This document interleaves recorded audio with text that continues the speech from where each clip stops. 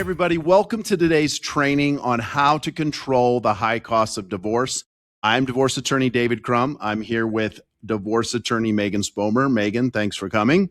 Thanks for having me. And what we're going to talk about today is how to get the most out of your divorce cases and how to avoid those nightmare cases that everybody talks about where your costs run out of control, you're with the wrong lawyer, you're in the wrong process. Now, this training is sponsored by U.S. Legal Groups. That is our parent company. We have firms in Colorado, Kansas, New Mexico, and Nebraska. We'll give people links to that if you want to reach out to our firm at some point after this training. But even if you're not in one of these states, what we're going to teach you today matters in any state that you're in. This is not state specific. And what this is real world training from inside of the trenches, from people who are doing it and we're not afraid to tell the truth about it. This isn't some crap you're going to find on the internet. God forbid that you ask AI about this, because it's just not information that is available unless you're a practicing attorney.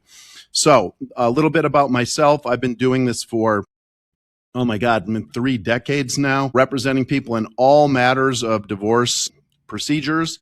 Meagan is our managing attorney in Nebraska Legal Group. She has over a decade of experience. She is a certified mediator. She is a member of the American Academy of Matrimonial Lawyers. I could go on and on about Meagan's qualifications. So I'm excited to be able to talk to you, Meagan, because we're so busy we barely see each other. But again, thanks for your time. And are you ready to get into this training?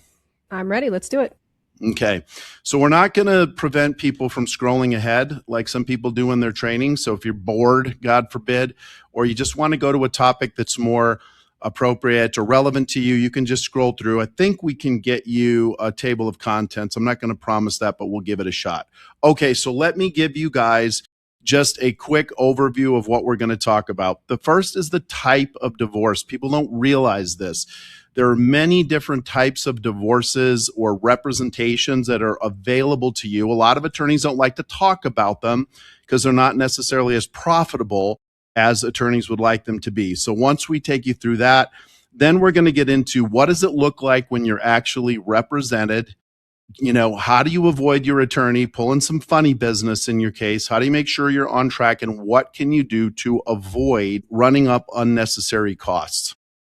So Meagan, I'm going to start with one of your favorite topics, and that is divorce mediation. It's not for everybody, but let's talk a little bit about what is divorce mediation to begin with, and then talk a little bit about who it's good for. So divorce mediation can look a few different ways, but the way I really like to practice divorce mediation is as a neutral for unrepresented parties. And the reason I really like this strategy and approach is because it is so cost effective and it puts the parties in the driver's seat so that they're the ones making the decisions, as opposed to attorneys who may have interpersonal conflict or a judge who won't see much more than about an hour of your life and then have to make the biggest decision about it. Right. So if we can talk about the process a little bit, because I've done a lot of mediations, what it looks like is if you think mediation is appropriate for you, and that means that you can still communicate. You can still work with your spouse. You don't agree on everything, but those lines of communication are open. You come in, right, and you do an initial consultation with your spouse. Where do they go from there? Once that consultation is done and you evaluate and say, okay, I think we're good to go with mediation, what happens after that? Yeah, so once the consultation's done, and I think it's really important to mention that it's not appropriate for everybody, particularly those who are victims of domestic violence. There are a lot of difficulties overcome the power imbalances in that situation. So I just want to make sure that information's out there. But once the consult's over and the parties decide this is a process that I can get behind, instead of billing hourly on our mediation cases, I bill a flat fee. And I do this really intentionally. One, I don't want to discourage the parties from reaching out and asking questions and actually trying to solve conflict. And two, it sets the expectation of the cost from day one. They know from the moment they begin their case exactly how much their divorce is going to cost. And that is a really settling thought when you're also rearranging everything about your life. So having that piece of knowledge of what it's going to cost really allows the parties to look past the issue of cost and really focus on solving the problem so that they can have an effective co-parenting relationship. Right. And we should say that what you do is typical of all of our firms. And I can tell you from experience, if you come in and you hire an attorney for mediation, what we're going to do is probably have an initial meeting where we gather the information, identify the issues, let you know, like, these are the documents we may need from you and the information we're going to see. And then we just we set you for mediation sessions.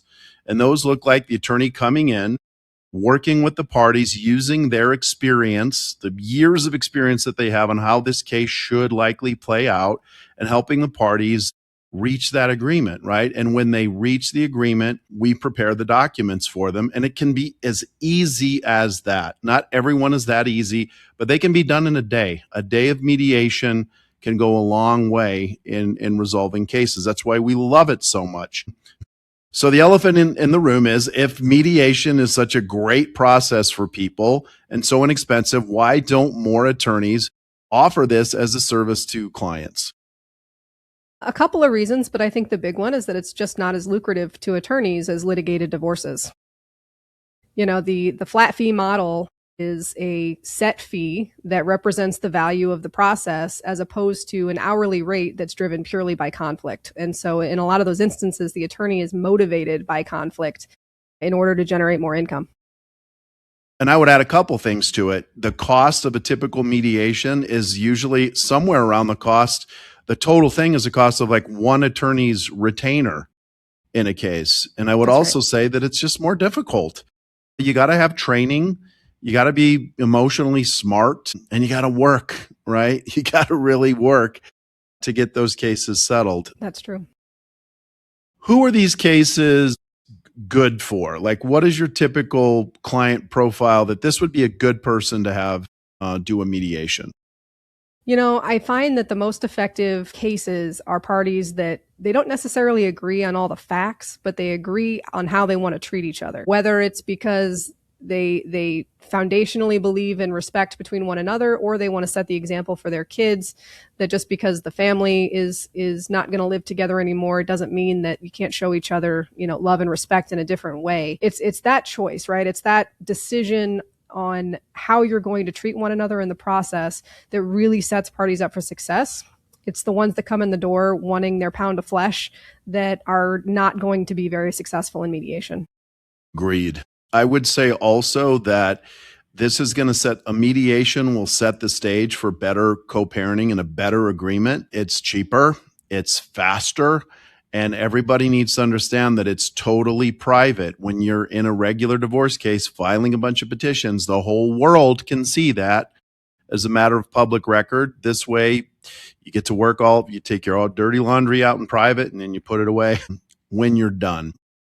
As we kind of wrap this thing up about mediation, talk a little bit about so ideally we want people to come in together, right? But that's not always possible. So if somebody comes in and they talk to you, they think they want a regular divorce, and you say, hey, this would be great for mediation. Is there still a roadmap for them to get a mediation? What would they do? Yes, there is. And in fact, I would say probably half my mediation clients come to me this way. They come in for information, they're contemplating separating or divorcing from their spouse, and they tell me, we get along fine, we agree on most things with the kids, it's just not working anymore. And I have some questions that I ask, but if I come to the realization that this case could be well suited for mediation, I take them through their options, and I explain to them that if their spouse is in agreement, and if they waive the conflict that gets created by virtue of having that consult with them, and oftentimes I'll offer to have a conversation with that person at no additional cost, because I think it's really important to create that trust. They'll waive that conflict, and then I can proceed as a neutral. And I'm clear with everybody at that point. I'm not offering legal advice. I am here as a neutral to facilitate an agreement.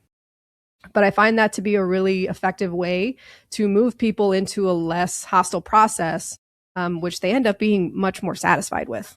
Yeah. Okay. And I think that pretty much covers what we want to do in this limited teaching. So the takeaway here is mediation itself is the best option you can have. right? It's not for everybody. The people that it's not for, as Meagan mentioned, if you have domestic violence, probably not good for you. If you have a super high power imbalance, if you have a husband or a wife that's a narcissist, we're going to say no to mediation. But if you can do it, do it. All right. The next one I want to talk about that's a bit similar to this, but it's a little lower level, is an uncontested divorce. Let's kind of quickly go through what that looks like and what people should do if they think they have an uncontested divorce.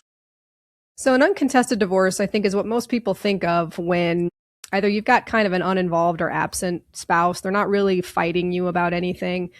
One of the parties hires an attorney, and that attorney is pretty much responsible for shepherding the case through the process, but you're unlikely to end up in heated litigation. You might have a final court hearing just to get your decree entered, and that would happen if you had an uninvolved spouse in the process, but it's less like mediation in that the attorney's not a neutral. The attorney represents the person that they represent, but it's similar in that there's minimal conflict.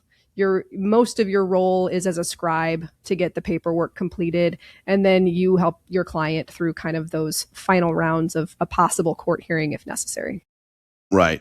And actually, I think your experience is that a lot of people come in thinking they have an uncontested and will do a mediated divorce, right? Mm-hmm. So Correct. it's kind of when, the difference I would say is when people want a little bit more involvement in the process, they would go to mediation, or things really need to be talked through. But uncontested is another one that can be done on a flat fee. It can be done on an hourly. It's going to be way cheaper because you're basically already reaching an agreement that you come in, and then the lawyer helps you work through kind of the last details of it. The next one is collaborative divorce. This one was pretty hot for a while. I still like it. I just don't think it's that cost effective. So let me talk about it for just a few minutes. The way to think about it is collaborative divorce is like building a container around the divorce process, and everything you do inside of it, you do by agreement, right? The timing, the discovery, the meetings. Everyone has an attorney. Everyone kind of signs some form of agreement that they're going to do a collaborative divorce. And sometimes, most of the time, you'll have sort of experts that come in and join your team, right? Like financial experts. If you have those issues, you can have people that are dealing with the custody issues. It can be very effective to manage it. And so, it seems like there's a lot of upside. What do you see to the downside potentially of collaborative, and why is it falling to third place on the list? Yeah, this is a tough one because I started as a big believer in collaborative. But what I found was a lot of folks kind of get pushed into a process where a lot of people become involved that don't necessarily need to be involved, that are also billing hourly. So for instance, you would each have a divorce coach. And in a lot of cases, that's super helpful, right? Especially if either of you haven't fully emotionally processed the divorce and the emotions are getting in the way of good logical decisions. A divorce coach is really helpful because your lawyer is not your therapist. Also, there's a child specialist, and this person is a mental health professional, and they help you approach your parenting plan from a, childhood therapy perspective to help build a plan that best suits your child. Now, for clients that want to be good enough to each other, but really are on different pages of what that looks like, this process is really effective.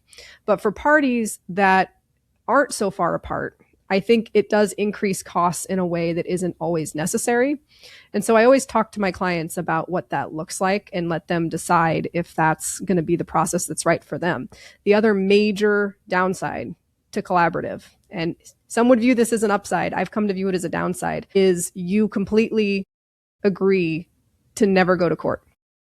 And what that means is if you reach an impasse at the process where ordinarily you'd be able to go and ask the court for a temporary order in order to kind of get past that hump, you don't have that option. And if one party says, I'm done, then all the lawyers, all the professionals have to withdraw and you basically start over.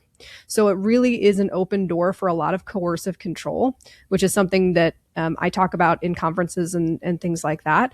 And so if you don't have professionals that can identify and squash the exploitation of coercive control in collaborative divorce, you have a big problem.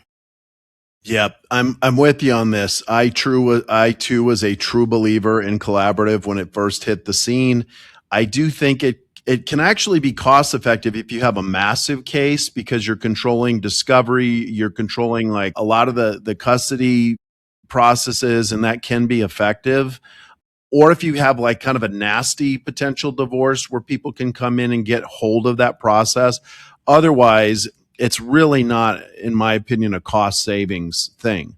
And as you said, the firing the attorney thing is designed to make people stay in that process and work it out, but it can become very coercive. So that's going to land, kind of third on the list for me. All right. Fourth on the list, and the only reason this is fourth is because you kind of don't use an attorney full time, and I don't like that. But this is a good option for people, though, and it's called limited scope representation. This used to be really hard to do, and I think the courts have come around to making this easier. But let's talk about limited scope. What is it, and who's it good for?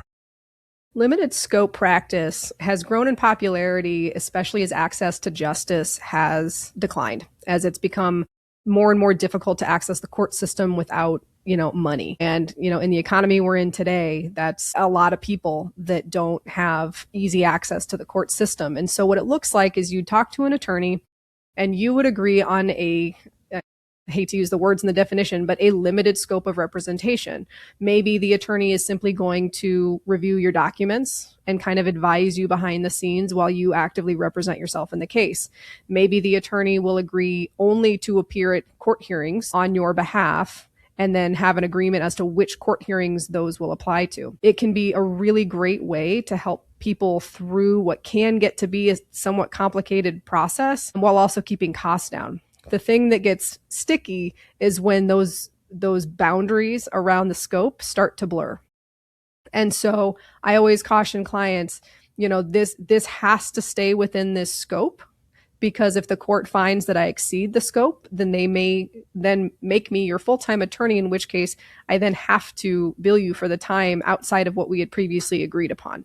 So I take limited scope under very, very clear limited circumstances, and attorneys should, but I am doing more than I used to because I think the access to justice issue is a problem, and it's a way that we as attorneys can help solve that problem while also empowering these people to represent themselves in ways that they can.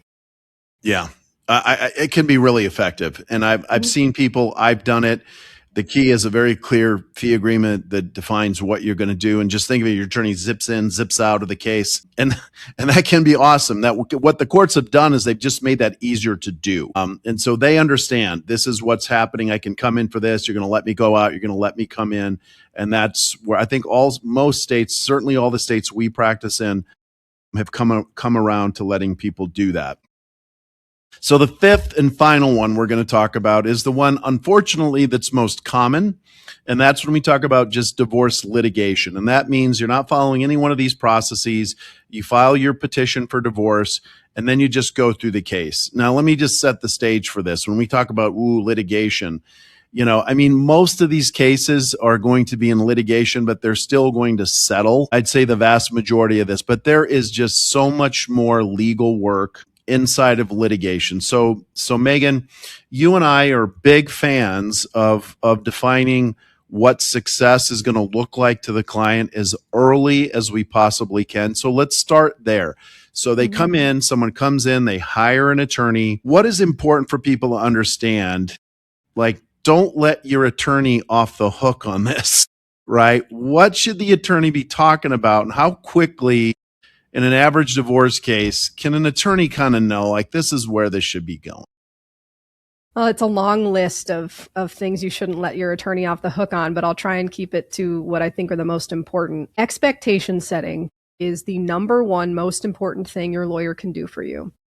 If you leave your consult with your lawyer feeling like, I am going to put my spouse in the ground, I would be really wary of that attorney. It's never usually that clean cut. And there's any more, when someone comes in and they say, I want sole physical, I want sole legal, and yeah, the other parent's not, is fine, but I've just always been the primary caretaker. I tell them, I say, unless this person is a safety concern, the courts are pretty much deferring to 50-50, and you need to have that expectation from the get-go, Because if we set the goal that you're going to have primary legal and physical custody, you're going to be very quickly angry with me. And I will have taken you through a litigation process that costs you not only a ton of money, but that made you really unhappy because I told you one thing and the result was something else that I could have easily predicted and told you ahead of time. Yeah. On that, I want to make a comment on the 50-50 thing. I mean, the way that I would describe this is, it's very likely that you're going to have joint custody, joint legal and joint physical, right? The states do vary. Nebraska does kind of go to that 50-50. Not every state does go to that, just to be very clear about that. But certainly, they're going to expect a reasonable parenting plan and visitation schedule unless the person's a real problem. And the other thing I would say is your spouse does not need to be a super parent. Like, mediocrity is the name of the game, right? If you just have to show up, man, like you don't have to be that good as a parent, and the court isn't going to be, putting some huge standard on people. The other thing that I would add to this is you should have what we generally call an asset and liability schedule put together pretty damn early in the case. And that's just a list. Most of these states that we practice in are going to be community property, equitable distribution. And it's pretty close on what you're going to be doing with your property in either one of those. And so, you should have a worksheet that says, here's the house. This is what it's worth. These are the cars. This is what we own. This is our retirement, blah, blah, blah, blah. And what would a settlement start to look like? I'll tell you something, Meagan. I don't know about you, but some of these cases that walk in, I could take opposing counsel. We could do this on a bar napkin in a couple hours. And these people are turning these into major litigation events.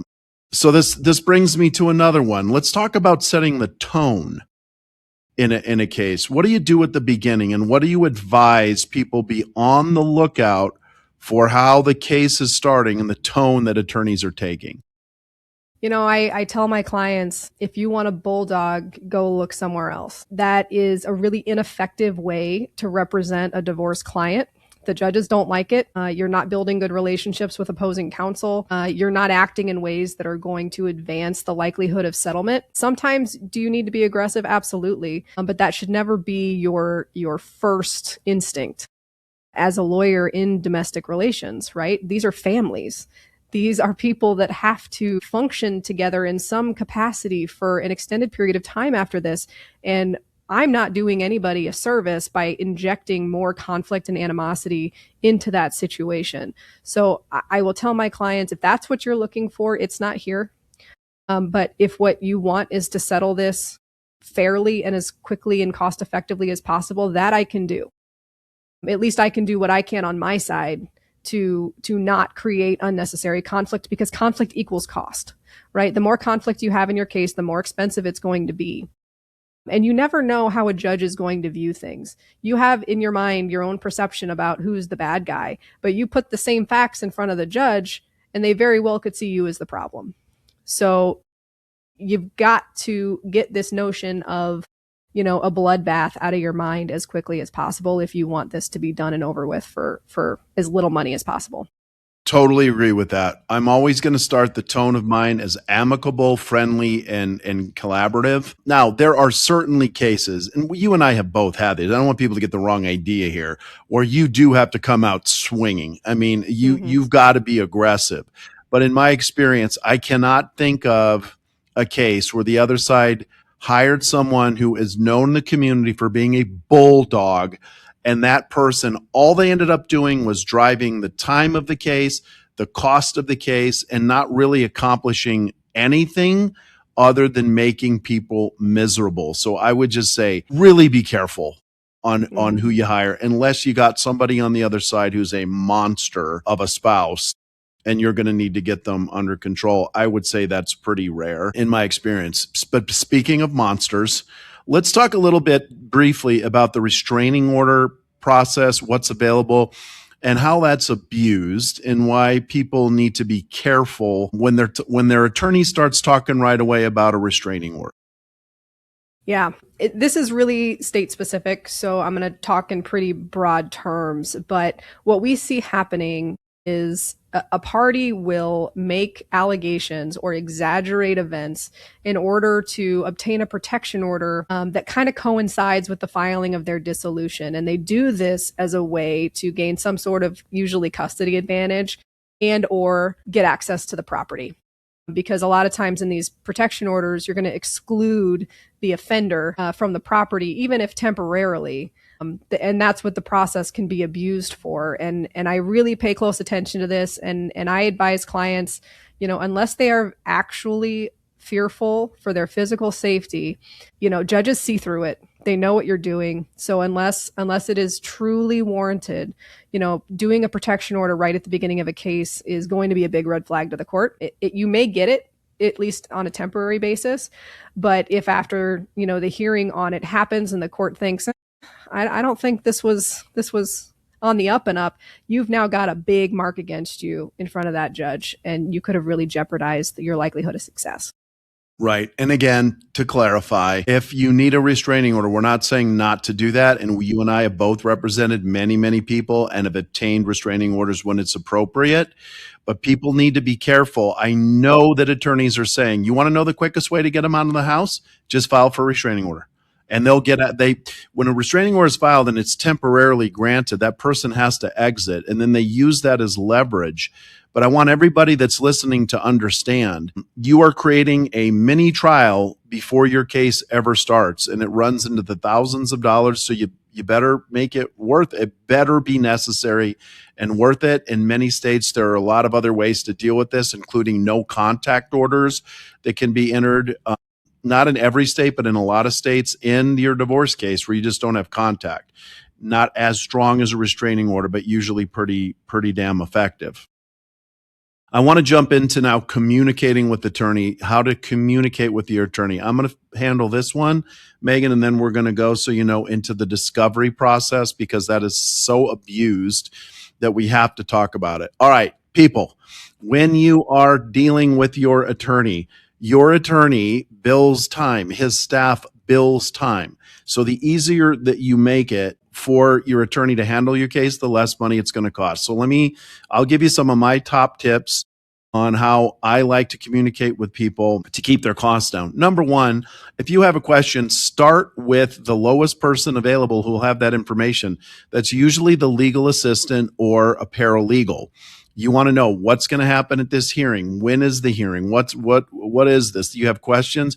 The paralegals often know before the attorney that the case has been set, or a letter's come in or discoveries come in. Always start there, because you're costing yourself about half of your attorney's hourly rate. The second one is when you do have questions for your attorney, wait until you have a few. I call it question batching. Then you can just send one email with the 4 or 5 questions you have. They could just answer this in one email instead of all these one-off emails. That'll save money. And part of this process is information gathering. So if you can get the information, get the damn information. You can get your tax returns. You can get your bank statements. You don't need your attorney to do that. And once you get it, organize it. My nightmare client was the shoebox full of documents, or the gigantic, unorganized documents that either I had to go through or my staff had to go through. Put it in a binder, put a tab on it, put it in a digital file, whatever.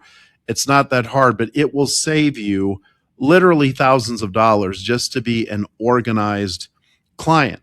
Now that's communicating on your side and getting your information. Now, there's a whole nother process that we call discovery that takes place in most cases. One of the most abused aspects of divorce, and can be one of the most costly. Meagan, take us through your approach to it. How can people, first of all, what is it? And how can people get through this successfully? Yeah. So depending on kind of the dynamics of information within the couple, right? There's lots of couples that both know pretty much everything about the marital estate. And then there's those couples where one party knows everything and the other party doesn't really know anything.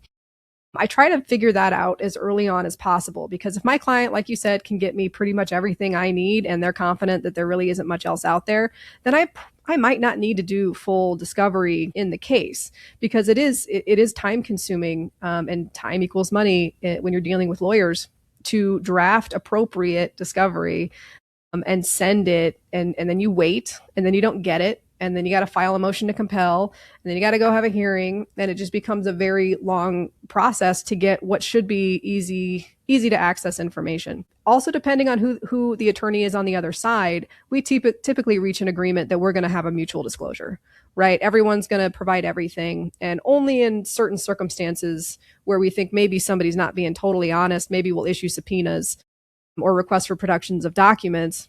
But we try our best to do that as informally as possible because it does keep the cost down.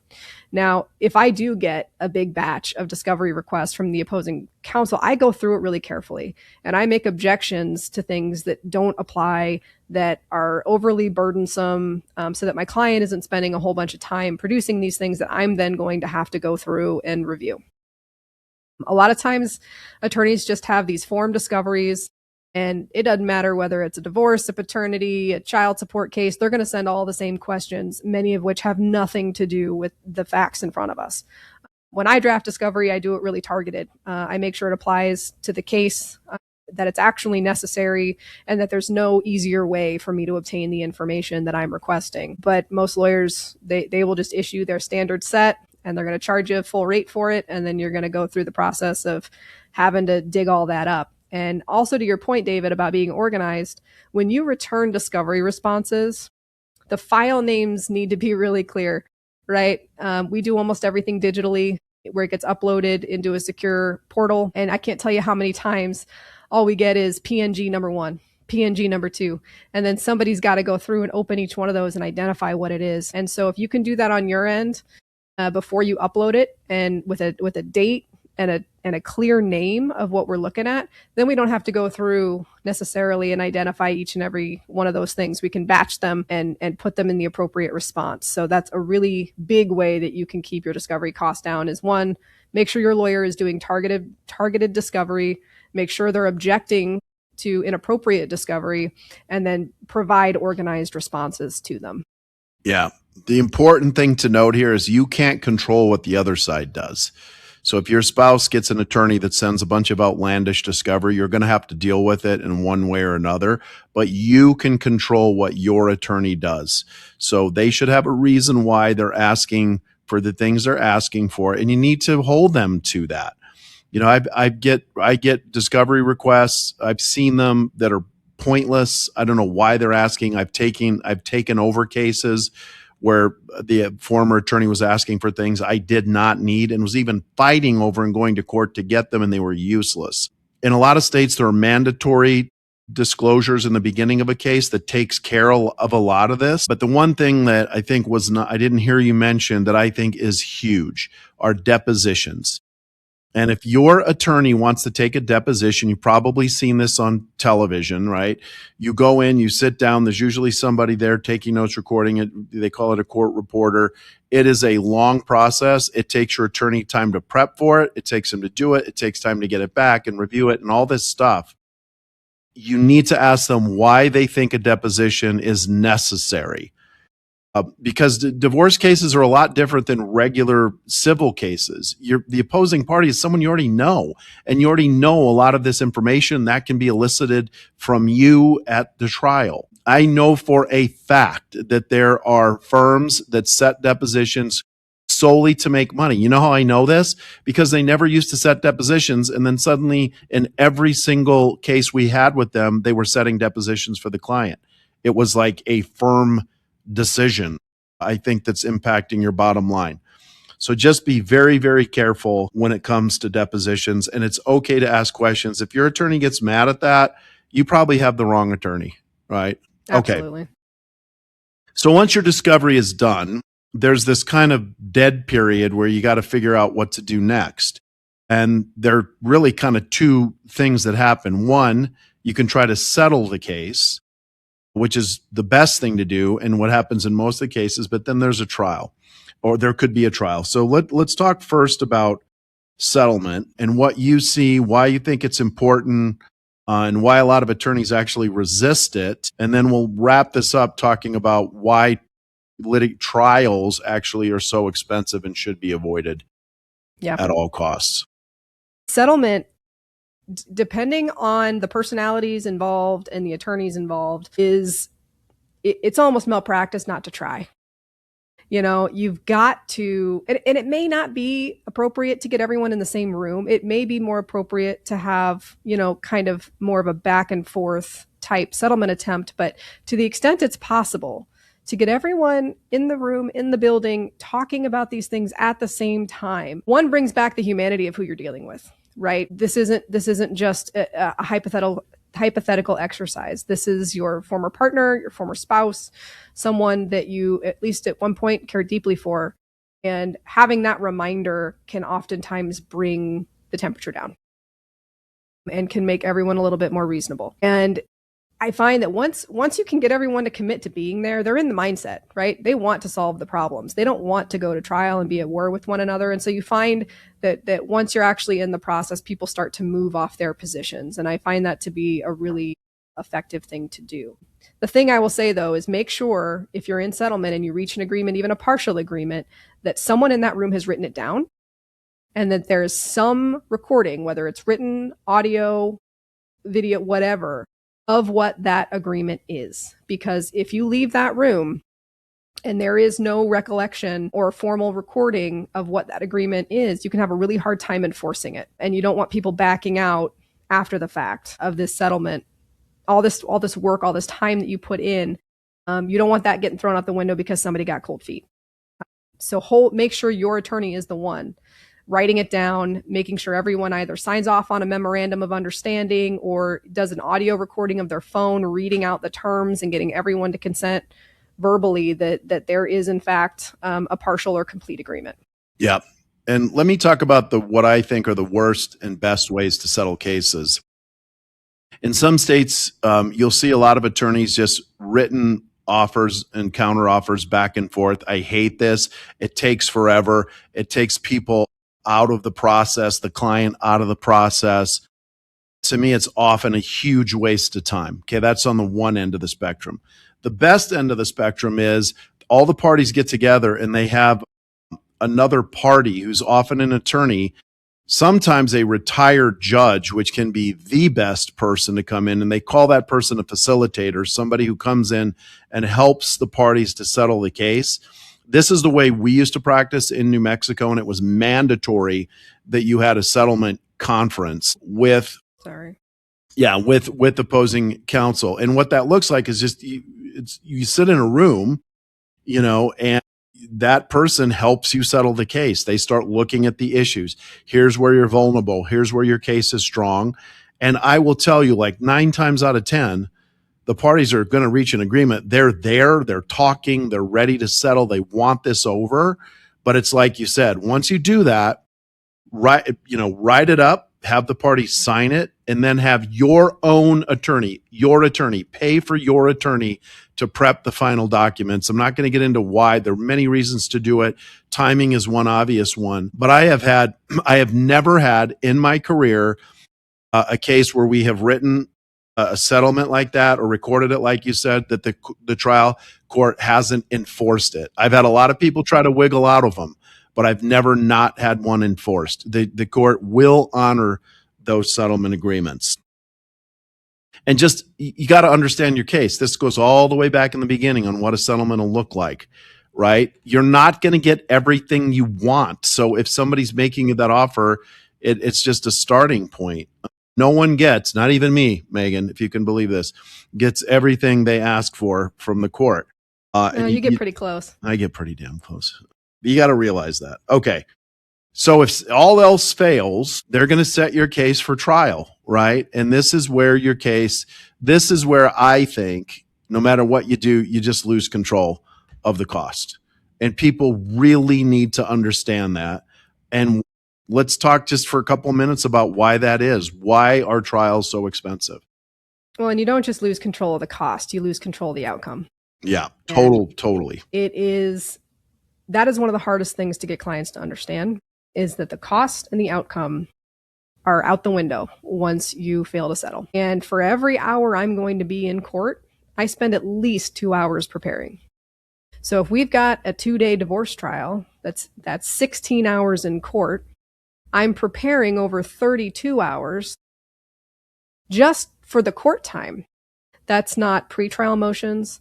That's not your pretrial hearing or, the exhibit preparation, everything that has to go into that, because, your exhibits have to be in a very particular way.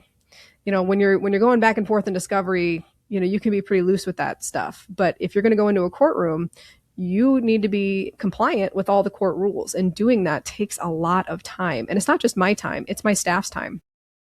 So you're looking at easily 50 hours of trial prep time at your attorney and paralegal's rate in order to execute a 2-day divorce trial. And that is where people's eyes bug out of their head when they get their bill. And that's why we ask for a much larger trial retainer when we're making the decision about settling or not settling, because you need to know what the cost is going to be, because that's part of the settlement analysis, right? Your worst possible settlement still might be better than the cost of taking it to trial and winning everything.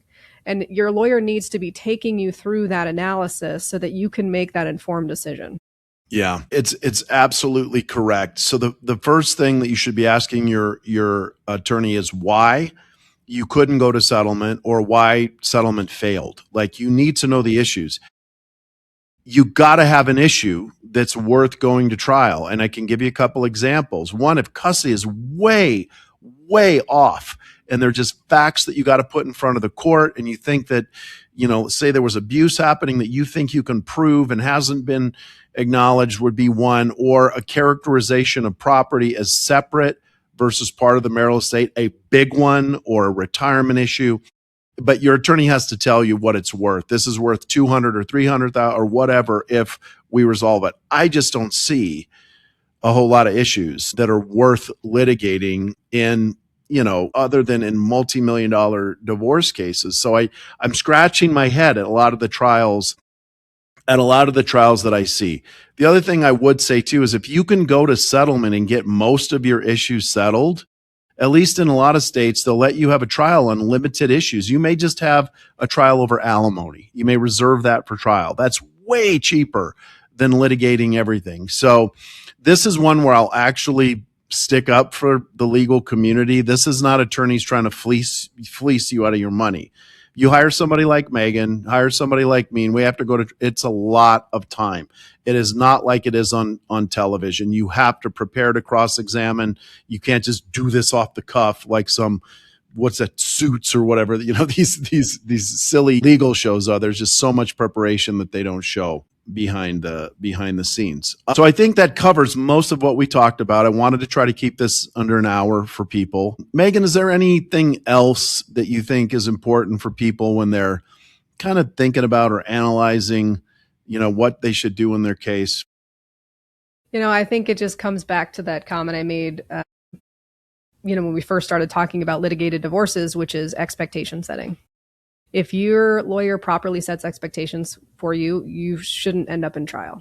If your lawyer properly explains your options to you and your spouse isn't a psychopath, you should be able to do this in mediation, right? And so knowing your options, understanding the possible outcomes and the likelihood of those outcomes are going to let you make a much more informed decision at the beginning, which could end up saving you tens of thousands of dollars. Yeah, I agree with that. Well, Meagan, thank you so much for your time. I think we can wrap it up. For the people watching, again, we do have law firms in Colorado, Kansas, New Mexico, and Nebraska. Everything is just the state name with legal group. So coloradolegalgroup.com, Kansas Legal Group, New Mexico Legal Group, and Nebraska Legal Group. Our attorneys do handle all of the things that we talked about, and I hope they follow what we talked about. I think they do. So this is really a great place to start. You save your money at the beginning of your case. And the first step is by choosing the right divorce process.